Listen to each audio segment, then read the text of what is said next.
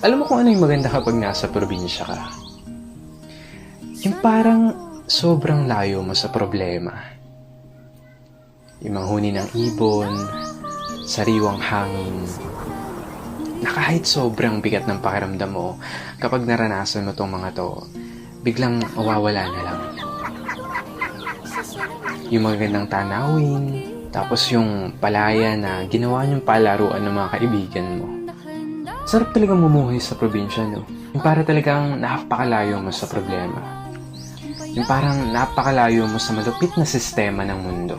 Na kapag nasa probinsya ka, mararamdaman mo talaga yung halaga ng sarili mo kesa sa iba.